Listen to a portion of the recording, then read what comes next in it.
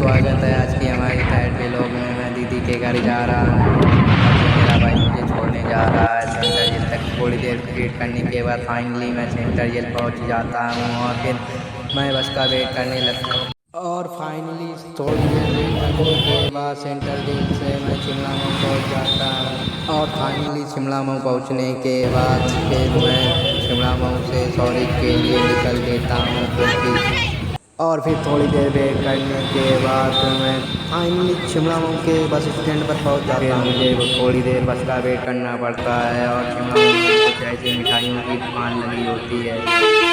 Finally Shimla Mau के चौराहे पर भी बहुत भीड़ होती है और फिर मैं पहुंच जाता हूँ करने।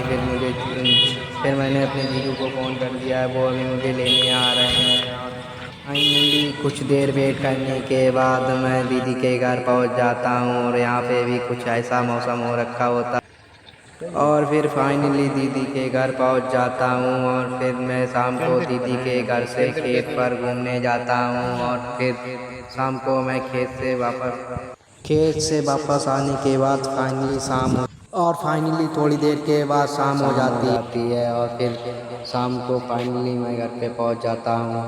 फाइनली छत पर पहुंचने के बाद काफ़ी शाम हो चुकी होती है और फिर मैं आज का व्लॉग यहीं पर समाप्त करता हूं।